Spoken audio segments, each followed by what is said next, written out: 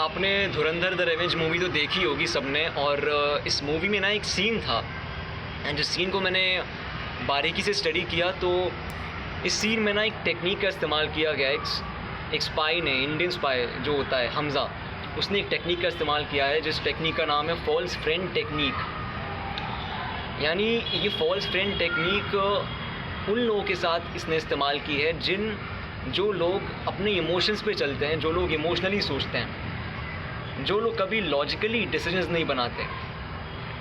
उन लोगों को इमोशनली मैनिपुलेट करने का नाम है ये फॉल्स फ्रेंड टेक्निक। यानी उन लोगों को ये दिखाना, उन लोगों का ट्रस्ट जीत कर कि हम लोग आपके सगे हैं, उनको मैनिपुलेट करके इमोशनल साइकोलॉजी का गेम खेल कर उन्हें ये ट्रस्ट दिलाना, यही फॉल्स फ्रेंड टेक्निक होती है जिसका हमज़ा इस्तेमाल करता है फ़िल्म में।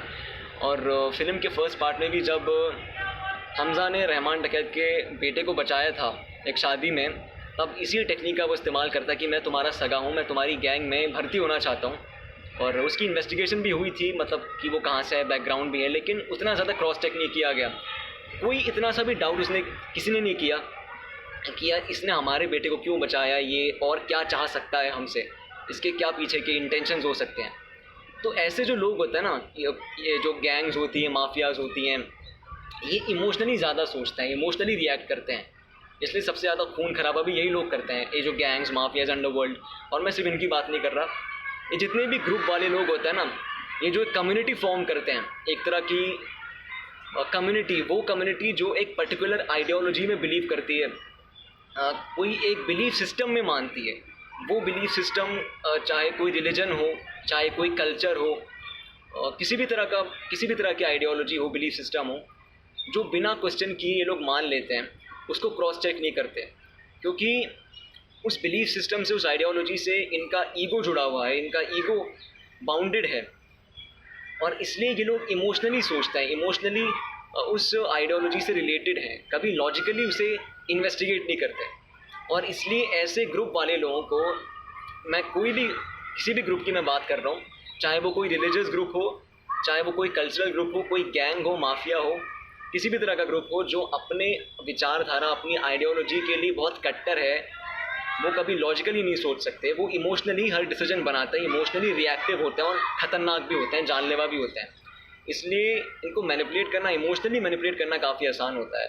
लेकिन अगर पकड़े गए तो फिर तो आप कभी दिखोगे नहीं। तो जिसमें कलेजा है वही इमोशनली मैनिपुलेट करता है, because since he is an Indian spy, तो उसके लिए करना आसान है। अब सेकंड पार्ट में भी जब रहमान डकैत की मौत हो जाती है, तो सेकंड पार्ट में भी वो उज़ैर को मैनिपुलेट करता है इमोशनली, उस पर भारी भरकम शब्दों का वज़न डाल के कि तेरे ऊपर रहमान बलोच का हाथ है, पठान गैंग से बदला लेना है, सबकी नज़रें तुझ पर है, बलोचों की हुकूमत होगी लियारी पे। तो वो ना एक कम्युनिटी का खेल खेलता है, वो कम्युनिटी से रिलेटेड भारी भरकम शब्द उसके दिमाग पे डालता है ताकि उसे ये लगे कि हाँ मुझे बदला लेना है, सबकी नज़रें मुझ पर हैं। उसके जो इमोशंस होते हैं कि मेरी कौम, मेरी कम्युनिटी, मेरे बलोच, मेरा भाई, वो उन इमोशंस का फ़ायदा उठाकर ना उसको मैनिपुलेट करता है उज़ैर को, और वो हो भी जाता है, वो इमोशनली रिएक्टिव हो जाता है। और फिर वो आगे जो डिसीजन लेता है उसे बदला लेने का, है ना, वो अरशद पप्पू जो होता है, पठान होता है, वो इमोशंस के बेस पर लेता है। वो लॉजिकली नहीं सोचता कि कैसे मैं स्ट्रेटेजिकली इससे बदला लूँ, तो कैसे, क्योंकि वो इमोशनली होता है। तो मैंने जो बोला कि जितने भी ग्रुप वाले लोग होते हैं ना, जो एक आइडियोलॉजी को शेयर करते हैं, वो चाहे रिलीजियस ग्रुप हो, गैंग्स हो, माफियाज हो, कोई कल्चरल ग्रुप हो, ये इमोशनली सोचते हैं, लॉजिकली नहीं सोचते। इनका जो EQ होता है ना, इमोशनल कोशेंट और इंटेलिजेंस कोशेंट, दोनों ही वीक होता है, इसलिए इन्हें इमोशनली मैनिपुलेट करना काफ़ी आसान होता है। अगर कोई जानता हो मैनिपुलेट करना, तो इसलिए वो उसे भी मैनिपुलेट कर देता है। और तो मैं जो एग्जांपल मैं आपको दे रहा हूँ ना, इससे मैं सिर्फ इतना आपको समझाना चाह रहा हूँ कि इंडिया और पाकिस्तान, इन दोनों ही देशों में ज़्यादातर ऐसे ही लोग भरे पड़े हैं, करोड़ों लोग। हाँ, और पाकिस्तान पहले नंबर पे आता है कि यहाँ पे भी मुस्लिम्स हैं, बलोच हैं, पठान हैं। किसी पर्टिकुलर रिलीजन में ही दो तरह की कौम, दो तरह की कम्युनिटीज़ आपस में लड़ रही हैं हुकूमत के लिए। इंडिया में भी न जाने रिलीजन्स में कितनी कास्ट होती है, मतलब डिवाइड होते हैं सारे रिलीजन्स, कास्ट में डिवाइड होते हैं कि हमारी जाति, तुम्हारी जाति, हमारी कौम। और इसी इमोशन का फ़ायदा उठाकर नेता लोग भी इन्हें इसी तरह ठगते हैं। जो पॉलिटिशियंस होते हैं वो भी इसी फॉल्स फ्रेंड टेक्निक का खेल खेलते हैं, इन लोगों के इमोशंस का फ़ायदा उठाकर। कि हम तुम्हारे सगे हैं, हमारी कौम तुम खतरे में हो, वो तुम पे कब्ज़ा कर लेंगे, वो अधर्मी हैं या फिर वो काफिर हैं।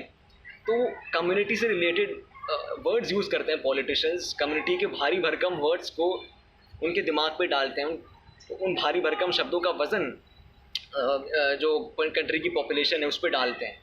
अब कंट्री की जो पॉपुलेशन है, इंडिया और पाकिस्तान, इन दोनों ही देशों की पॉपुलेशन लो आईक्यू पॉपुलेशन है, यानी कि इनका जो ईक्यू है और आईक्यू दोनों ही वीक है। ना ही इस कंट्री में, इन दोनों ही कंट्रीज़ में ना ही इमोशनल कोशेंट है, ना ही इंटेलिजेंस कोशेंट है। अगर मैं इंडिया का एग्जांपल लूँ तो इंडिया की पॉपुलेशन 150 करोड़, 150 करोड़ में से अगर 10 करोड़ लोग, 20 करोड़ लोग अबव एवरेज आईक्यू हैं, यानी कि हाई आईक्यू हैं, और बाकी के 140 करोड़ या फिर 130 करोड़ लो आईक्यू हैं और लो ईक्यू भी हैं, तो इसका जो रेशो बनता है वो बनता है 1:40। और जो पॉलिटिकल पार्टीज़ हैं, मैं किसी भी पॉलिटिकल पार्टी की बात कर सकता हूँ, मैं करंट पॉलिटिकल पार्टी की बात नहीं कर रहा, क्योंकि इंडिया में जितनी भी पॉलिटिकल पार्टीज़ आने वाली हैं वो इसी तरह ठगने वाली है इन लोगों को, अगर ये लोग ऐसे ही इमोशनल रहे। ये लोग इमोशनल हैं अपने रिलीजन के लिए, अपनी कम्युनिटी के लिए, अपनी कौम के लिए, अपनी आइडियोलॉजीज़ के लिए, कभी भी लॉजिकली नहीं सोचते किसी भी चीज़ को, इसलिए ये लोग ठगते ही जाएंगे। अंग्रेज़ों ने भी इन्हें ऐसे ही ठगा था और ये लोग हमेशा ऐसे ही ठगे जाएंगे अगर इन्होंने लॉजिकली सोचना नहीं किया, एक लॉजिकल रिवोल्यूशन अगर इन्होंने नहीं लाया। तो जो पॉलिटिकल पार्टीज़ हैं वो इसी फॉल्स फ्रेंड टेक्निक का खेल खेलती है कि हम तुम्हें बचाएंगे, है ना, तुम खतरे में हो, हिंदू खतरे में, मुस्लिम खतरे में, है ना।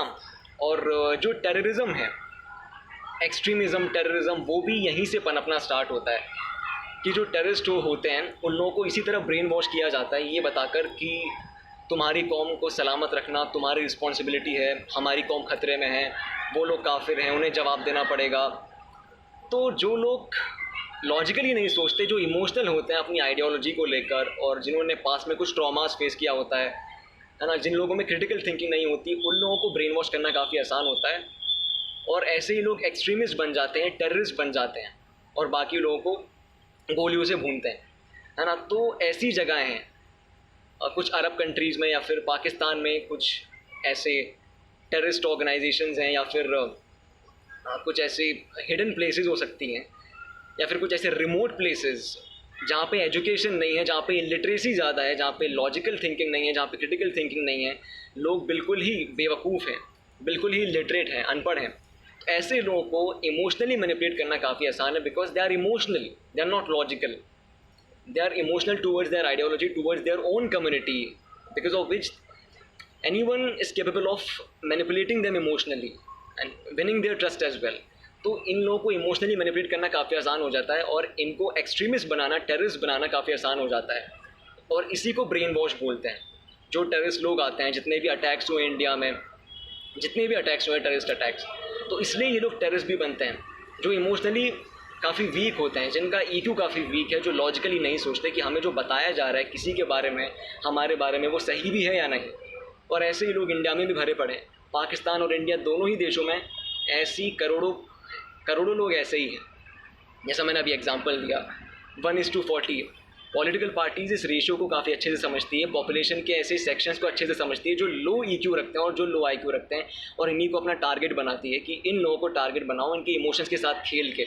और इनके इमोशंस हैं, इनका रिलीजन, इनकी आइडियोलॉजीज़, इनके कल्चर्स, इनकी कम्युनिटी, हमारी कौम, तुम्हारी कौम, हम लोग, तुम लोग, left right, us versus them, left versus right, इन्हीं सब भारी भरकम शब्दों का वज़न ये पॉलिटिकल पार्टीज़ इंडिया के लो आईक्यू पॉपुलेशन और लो ईक्यू पॉपुलेशन के सेक्शन पर रखती है, चाहे इंडिया और पाकिस्तान हो। आपने देखा होगा धुरंधर मूवी में कि पाकिस्तान की पॉलिटिकल पार्टीज़ भी यही करती हैं कि करोड़ों लोग खड़े हुए हैं और एक नेता, एक बकचोद नेता ज्ञान दे रहा है, और उस ज्ञान पे सब ताली बजा रहे हैं, सीटी बजा रहे हैं, गोलियाँ चला रहे हैं। तो इन दोनों ही देशों में लो ईक्यू और आईक्यू पॉपुलेशन ज़्यादा है, इसकी वजह से इन्हें टारगेट करना काफ़ी आसान है पॉलिटिकल पार्टीज़ के लिए। और एक्सट्रीमिज़म भी ऐसे ही पनपता है, जो टेररिज्म है, कि कैसे ये लोग टेररिस्ट बनते हैं, बिकॉज ये लोग लॉजिकली नहीं सोचते। इन्हें रिलीजन का असली मतलब नहीं बताया जाता कि रिलीजन का असली मतलब क्या है, इसलिए ये लोग बस अपने इमोशंस में आके डिसीजन ले लेते हैं कि हाँ हम खतरे में हैं, उस कौम से हमारी हुकूमत होगी और हमें उनको तबाह करना है। तो जैसे मैंने धुरंधर द रेवेंज मूवी का एग्जांपल दिया वो ज़ैर बलोच वाला, इसी तरीके से जैसे हमज़ा करता है उसको मैनिपुलेट, वैसे ही पॉलिटिकल पार्टीज़ आपको मैनिपुलेट करती है। इन दोनों देशों को, मतलब इन दोनों देशों में जो पॉलिटिकल पार्टीज़ हैं, इनका टारगेट है लो EQ और IQ पॉपुलेशन।